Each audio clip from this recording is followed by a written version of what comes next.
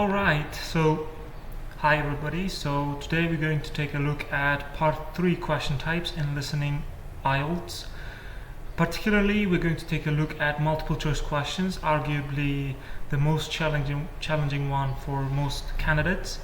Bugun ko'pchilik kandidatlar uchun qiyinroq tuyuladigan multiple choice ko'p variantli savol turlarini ko'rib chiqamiz 3-chi qismida IELTS'ni. Xo'p, boshlaymiz. Xuddi oldingi safargidaqa ishlarni qilishimiz kerak bu safar ham, ya'ni savollar bilan, savol turlari bilan bu hozirgi vaziyatda multiple choice savollari bilan tanishib chiqishimiz kerak birinchi. Second thing, most important thing is to read the instructions very carefully. Instruksiyani, ya'ni beriladigan qo'llanmani juda ham muhim o'qishimiz kerak bo'ladi diqqat bilan.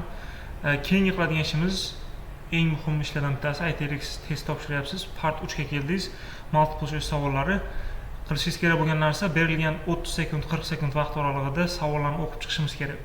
Mana shu yerda bitta narsani aytib o'taman. Savollarni o'qish deganda hamma savolni bir boshdan diqqat bilan har bir so'zini o'qish nazarda tutilayotgani yo'q, chunki unga vaqt yetmaydi. Qilinish kerak bo'lgan ish, asosiy ish mana bu yerda mana belgilab qo'yibman, ya'ni nima qilishimiz kerak? Highlight the keywords. Asosiy kalit so'zlarni topishimiz kerak. Odatda gaplarda, o'sha multiple choice savollarning gaplarida bitta, ikkita yoki 3 ta ayrim paytda aniq keywordlar bo'ladi, ya'ni kalit so'zlar bo'ladi. O'shalarni topishimiz kerak bo'ladi va o'shalarni o'qishimiz kerak. Keyword deganda nima nazarda tutamiz? Keyword deganda boshqa variantlardan qaysi so'z ajratib turibdi. Har bitta variantda yaxshi tomoni IELTS listening part 3 ni multiple choice savollarda har bitta variantda boshqa variantdan ajratib turadigan bitta so'z bo'ladi. O'shani topa olsak, javobni topish ancha oson bo'ladi. So next thing we have to do is listen actively to the audio and again note the key information. Bu key information deganim boshqa variantdan ajratib turadigan ma'lumot. Buni topish uchun odatda gapirilayotgan so'zlovchini opinion, fikriga, argumenti, ya'ni qarama-qarshi fikriga yoki bo'lmasam aniq bitta detal, savolga tegishli detalga e'tibor berishimiz kerak. Part 3 da, ayniqsa multiple choice savollarida IELTS'da shunaqa qilishadi, hamma variantni aytib chiqishadi. Lekin ulardan bittasi to'g'ri bo'ladi. Qanaqa topamiz shu to'g'ri javobni?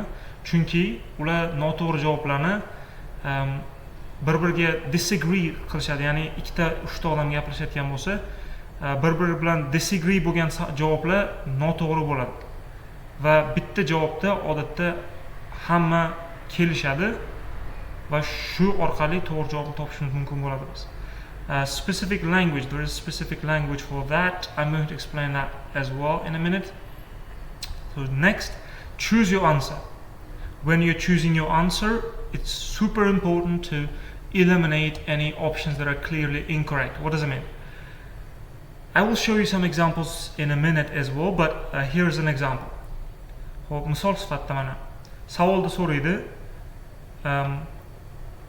studentlar, ya'ni talabalar haftaning qaysi kunida kutubxonaga borishni rejalashtirdi. Bitta o'quvchi aytadi, dushanba kun deydi. Ikkinchi o'quvchi aytadi, lekin meni dushanba kun darslarim bor deydi. Seshanba kun nima deysan deydi. Ikkinchi o'quvchi keyin shunday aytishi mumkin. Yes, shunchaki yes deyishi mumkin. Yoki that sounds great, that sounds good deyishi mumkin. Bunda tabiiyki seshanba kuni javob bo'ladi. Dushanba chiqarib tashlanishi kerak. Shunga o'xshagan chalg'itish holatlari bo'lishi mumkin. We will take a look at example in a minute. So last one is to review your answer.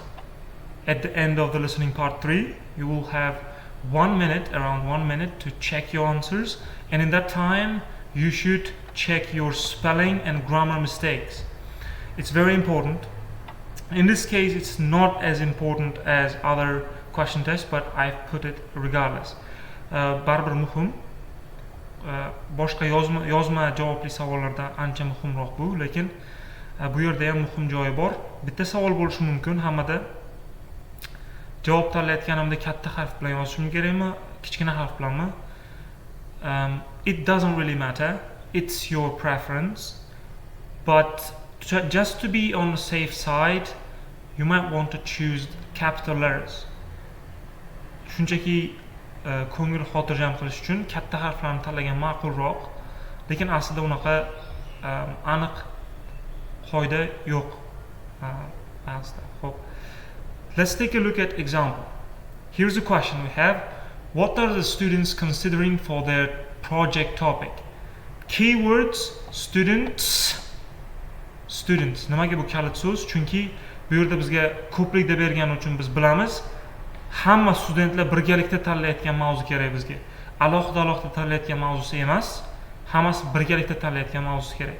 Xo'p, variantliga qaraymiz. Efficiency of solar panels. Solar panellarni efficiency, ya'ni samaradorligi. Environmental impact of wind turbines. Aytganimizdek, ajratib turibdi. Wind turbines, solar panels, efficiency va hokazo. And C, renewable energy sources. E'tibor beramiz. Bu yerda ikkalasini ham nazarda tutyapti yoki balki boshqalari bo'lsa, ularni ham nazarda tutyapti. Sources deganda, energy sources deganda hamma qayta tiklanuvchi energiya manbalarini aytyapti. Cost of solar energy. Cost kalit so'z, solar energy. Xo'p, demak bizda ikkita solar energy bor, bitta wind turbines bor, bitta umumiy hammasi bor. Xo'p, let's take a look at what they said. Imagine you're listening to a conversation between two university students discussing their project on renewable energy. Student A says, I think we should focus on solar energy for our project. It's becoming increasingly popular and there are many advancements in technology. Student B, that's true, but we should also consider wind energy. It has been around for a while and is very efficient in certain areas. Okay, then student A says, good point, but what about environmental impact? I read that wind turbines can affect local wildlife. Student B, yes, but solar panels also have their drawbacks like materials used in production. We need to weigh both sides carefully. Now this is super important part. Now I will give you a minute to guess your answer and you can leave whatever answer you chose in the comments down below. If you want, you can pause or go back in the video. So the answer is C, because sure they talked about efficiency of solar panels, but then they said but. They said but, meaning there are more things. Then they talked about wind turbines and environmental impact of that. Here, yes, they talked about that, yes. But then they also talked about solar panels impacts and drawbacks. Cost wasn't talked about. Narx haqida gapirilmadi, lekin wind turbine ni ham, solar panels ni ham yaxshi yomon tomonlari haqida gapirildi. Shuning uchun eng ma'qul keladigan javob C. Ya'ni faqat bittasi haqida gapirib o'shan fikrga qo'shilgani yo'q, ikkalasi bilan ham fikrga qo'shildi. So answer is C. Let's take a look at another example.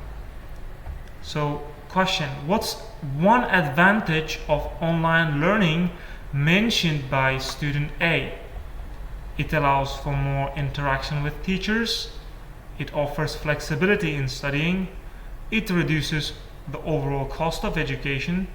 It provides access to a wider range of courses. I will give you a minute to choose keywords and key information and read the question one more time. Now let's take a look at the audio, so-called audio. Okay, student A says, I found online learning to be quite flexible. I can study at my own pace, which is great for balancing my job and studies. Student B, I agree, but sometimes I miss the interaction with teachers and classmates. It's hard to ask questions when you're just staring at the screen. Student A, that's true. I think we should suggest more live sessions in our feedback to improve the experience. Again, here are the questions and options. Oops. So, online learning mentioned by student E. Faqat bizga A student aytgan fikr kerak. A student. Tepaga qaraydigan bo'lsak, flexible clearly gives us that student A likes online learning because it's flexible. And B option is correct because of that. Now, These are just examples, 1 or 2 examples. You can practice these examples when you're doing authentic IELTS practice materials, for which you can access all of these websites and places that I've provided in this file. You can find this file in Telegram channel, and I will put a link for that below in this video as well.